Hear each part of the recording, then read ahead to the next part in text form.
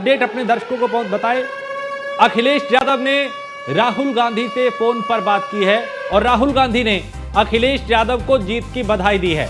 आज रात तक दिल्ली पहुंच सकते हैं अखिलेश यादव। तो इंडिया गठबंधन के वो नेता जिन्होंने एक दूसरे के लिए प्रचार प्रसार किया, सभाएं की, सम्मेलन किए, वो इन नतीजों के बाद अब एक दूसरे को बधाई दे रहे हैं, क्योंकि नतीजे उनकी उम्मीदों से कहीं ना कहीं बेहतर। अगर उत्तर प्रदेश को देखें तो समाजवादी पार्टी का अब तक का सबसे शानदार प्रदर्शन लोकसभा चुनाव में यह हुआ और कांग्रेस ने भी पिछले कई चुनावों को छोड़ दें तो अपनी कहीं ना कहीं मौजूदगी बेहतर तरीके से दर्ज कराई है और 6 से 7 सीटों पे अब भी बढ़त बना रखी है, कुछ सीटें जीती भी हैं। तो कांग्रेस ने भी यहां पे अच्छा प्रदर्शन किया है। अब अखिलेश यादव ने राहुल गांधी को फोन किया, उन्होंने उन्हें बधाई दी और अखिलेश यानी राहुल ने अखिलेश को बधाई दी और अखिलेश राहुल को बधाई दे रहे हैं। दोनों कई सभाओं में नजर आए थे। अब अर्चना का रुख करते हैं जो न्यूज रूम में है, उनके पास एक बड़ी अपडेट है। अर्चना जी, जैसा कि आप बड़ी अपडेट दर्शकों तो कभी पहुंचा रहे हैं कि राहुल गांधी ने अखिलेश यादव से बात की है और अखिलेश यादव पर फोन से बात की है और अखिलेश यादव को बधाई दी है और ये माना जा रहा है कि आज रात दिल्ली पहुंच सकते हैं अखिलेश यादव। तो वैसे में बड़ी बात यह है कि आज रात जब दिल्ली पहुंचेंगे तो किन मुद्दों पर बातचीत होगी, क्योंकि जिस तरह से हम देख रहे हैं कि इंडी गठबंधन को 232 सीटें मिलती हुई साफ तौर पर यहाँ पर रुझानों में नजर आ रही है और अब क्योंकि इंडी गठबंधन के लिए खुशखबरी भी है और अब ऐसे में क्योंकि राहुल गांधी और अखिलेश यादव एक दूसरे को उन्होंने फोन कर साफ तौर पर बधाई दी है, तो अब ऐसे में बहुत सारे सवाल खड़े होते हैं कि दिल्ली अगर जाते हैं तो क्या कुछ मुद्दे रहेंगे, किन मुद्दों पर ये बातचीत करेंगे और क्या, क्योंकि देखिए 230 का 232 का मैंडेट इन्हें मिला है तो लगातार सरकार बनाने के लिए वो लगातार जुगाड़ लगा रहे हैं कि किधर से किधर कर ले, इधर का उधर करके क्या सरकार बना सकते हैं। तो जुगाड़ लगाने में लगातार बने हुए हैं। ब्रजेश जी भी हमारे साथ लगातार यहाँ पर बने हुए हैं।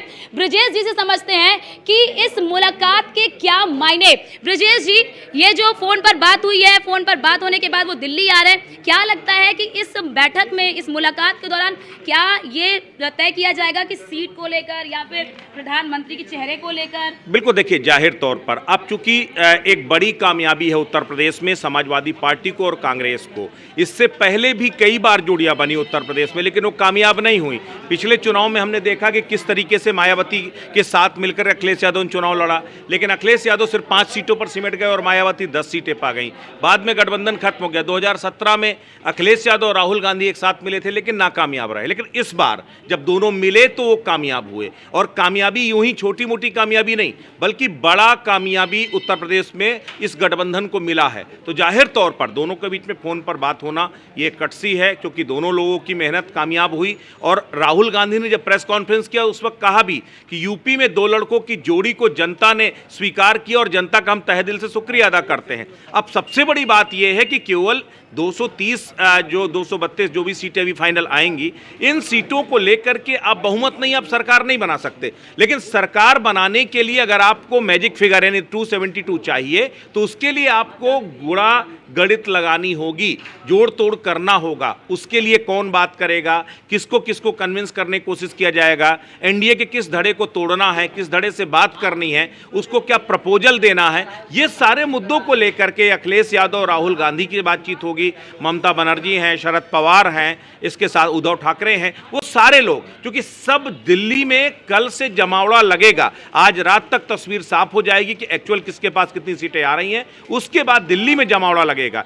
एनडीए गठबंधन भी अपनी तरफ से पूरी कोशिश करेगा, उसके भी साथी एक दूसरे साथ बैठेंगे और इंडिया जो अलायंस है उसके साथी भी एक साथ बैठेंगे और बैठ करके तय करेंगे। ऐसे में अखिलेश यादव का दिल्ली पहुंचना ये अपने आप में अपेक्षित है और जरूरी भी है, क्योंकि जब तक बैठेंगे नहीं तब तक कोई फार्मूला निकलेगा नहीं। अब यहां तक आकर के इतनी बड़ी कामयाबी हासिल करके सत्ता से अगर दूर रह जाते हैं तो अखिलेश यादव और राहुल गांधी दोनों का सेटबैक होगा। ऐसे में एक गोल्डन अपॉर्चुनिटी है और इसको कोई भी मिस नहीं करना चाहता। हेमंत जी से भी समझते हैं। हेमंत जी, 2 लड़कों की जोड़ी को जो यूपी में पसंद किया गया है और जिस तरह के रुझान अभी फिलहाल 230-32 का रुझान हमारे साथ सामने है, तो क्या आपको लगता है, क्योंकि शरद पवार से भी बातचीत हो रही है और नीतीश कुमार से भी बातचीत हो रही है, चंद्रबाबू नायडू से भी बातचीत हो रही है, तो क्या ये जो जोड़ तोड़ करने में लगे हुए हैं, तो इस वक्त चुनौती क्या दोनों पार्टी के सामने है, दोनों पार्टियों के सामने, वो अपना भी बचाएं, ये अपना भी बचाएं? नहीं, चुनौती अगर इस वक्त किसी के सामने है तो वो केवल एनडीए, मुझे लगता है। यही वजह है कि मशक्कत तो हो रही है, दोनों ही साइड से हो रही है, वो अलग बात है, लेकिन फॉर्मेशन के लिए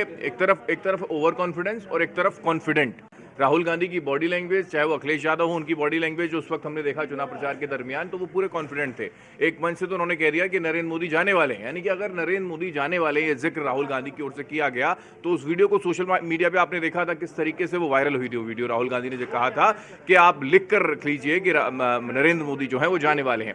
खैर, सरकार के फॉर्मेशन का अगर जिक्र करें, जैसा कि ब्रिजेश जी ने भी कहा, जाहिर सी बात है कि बिना सहयोगी दलों के जो दल एनडीए में हैं उनको अगर नहीं उठाया जाएगा तो मुश्किल है। अलग बात है कि 230 का वो आंकड़ा हो अभी फिलहाल इंडिया अलायंस के पास, लेकिन उसके साथ साथ कई ऐसे अलायंस हैं जो पहले उनके साथ थे।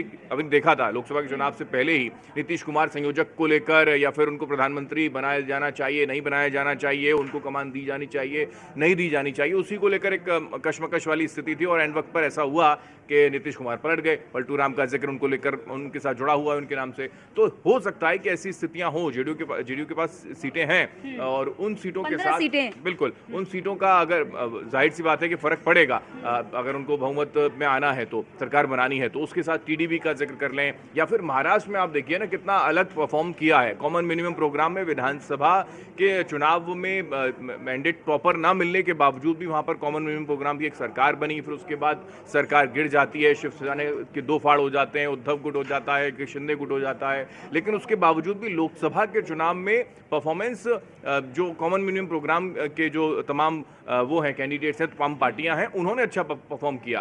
तो ये भी एक बड़ी बात है, क्योंकि मैं ये बहुत इंपॉर्टेंट चीज़ हो जाती है कि जहां आप देख रहे थे एक छत्रप राज चल रहा था, क्षेत्रीय पार्टियों को कहीं ना कहीं साइडलाइन किया जा रहा था, खत्म किया जा रहा था, अगर मैं शब्द जोड़ूं, तमाम राजनीतिक पंडित इस तरीके का जिक्र करते हैं।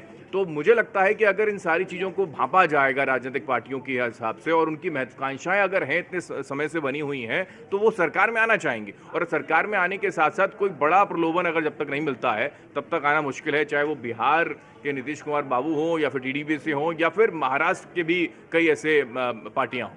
जी ब्रिजेश जी, क्योंकि सुभाषपा अध्यक्ष जो हैं ओपी राजभर का एक बयान आया था कि जैसे ही रिजल्ट का दिन आएगा उसके बाद खटाखट ये प्लेन की टिकट बुक कराएंगे और चले जाएंगे। फिलहाल क्या स्थिति देख रहे हैं? देखिए, सबसे बड़ी बात यह है कि इस समय खटाखट तो छोड़ दीजिए, अब खटखट की नौबत आई है, और वो खटखट किसकी तरफ होगी ये अब देखने वाली बात होगी। क्यों? क्योंकि खटखट दोनों तरफ से है। अगर इंडी अलायंस सत्ता के इतने नज़दीक पहुंचने के बाद भी सत्ता हासिल नहीं कर पाता है तो उस धड़े में भी खटखट होने जा रही है। और अगर आप 290 295 यानी कि जो एनडीए अलायंस है, अगर 290 295 सीटें लाने के बाद भी आप सरकार बनाने से वंचित रह जा रहे हो तो भी खटखट होने जा रही है। तो अब देखिए, खटाखट फटाफट तो ना तो सरकार बनने जा रही है और न किसी के पास सीधी तस्वीर है, क्योंकि आप समझिए कि ये पहला मौका है। इस बार का चुनाव बेहद इंटरेस्टिंग है। नहीं समझ में आ रहा है कि कौन खुशी मना रहा है और कौन दुख मना रहा है। दोनों तरफ से लड्डू तैयार थे, लेकिन बांटने को कोई तैयार नहीं है, कोई सेलिब्रेशन नहीं कर रहा। 400 लड्डू का ऑर्डर दे दिया गया। बिल्कुल, यहाँ 400 लड्डू का ऑर्डर था, उधर 295 लड्डू का ऑर्डर था, लेकिन दोनों तरफ से एक तरह से आपके पास, क्योंकि अब तस्वीरें राजनीतिक पार्टियों के कार्यालयों से भी सामने आने लगी हैं और